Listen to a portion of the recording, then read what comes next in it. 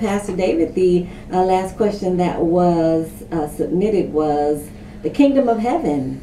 Yeah. Can you explain that a little bit? Wow, that was a great question. I love that kind of question. We talk about the kingdom of God, the kingdom of heaven, and how we look forward to it, and where is it? Is it a physical place? Is it a spiritual place?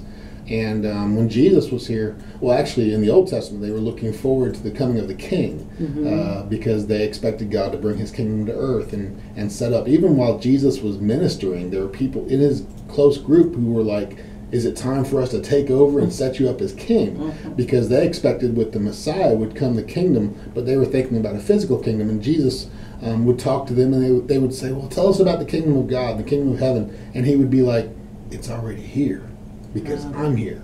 And my spirit is here in me. And so wherever Jesus is, that's where the kingdom is. Because wherever the king is, that's where the kingdom is. But still, we're looking forward to a time when everything will be made right. And I think as long as we're in a broken and fallen world, it's not going to feel like the kingdom, because there's bad things going on, and that's not what the king wants. So we do look forward to a time when the king will return. And when he comes, he will set things straight. And he will set up his kingdom on earth. But even beyond that, there comes a point in time where there's a new heaven and a new earth and a new Jerusalem.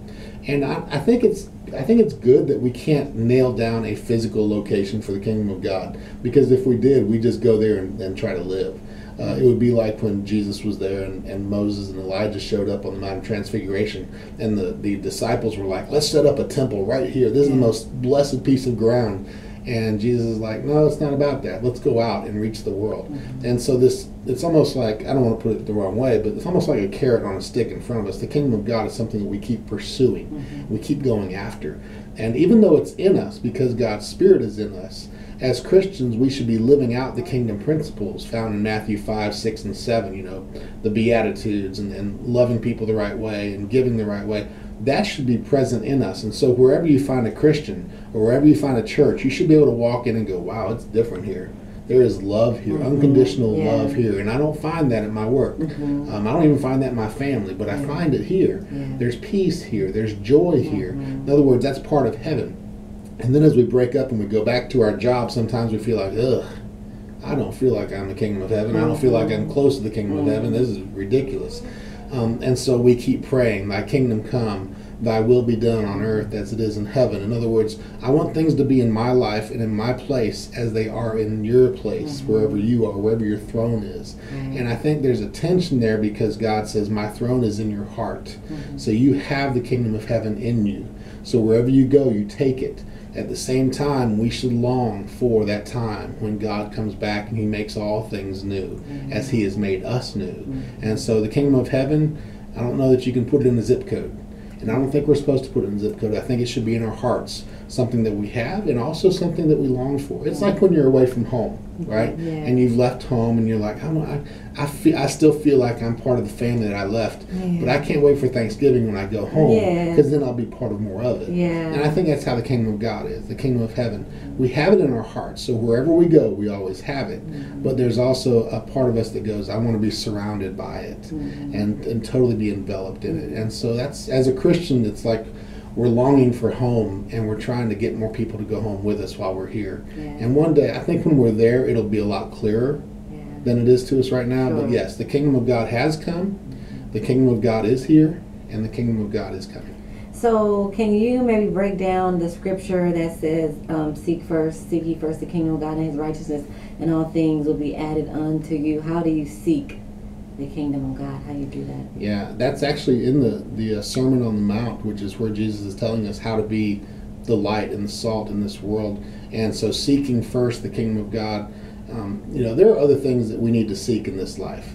We need to seek fulfillment. We need to seek significance. We need to seek these things, but we need to have our priorities right, where we seek what God has for us. So I need to ask God for the things I need in my life, and then I need to go after them.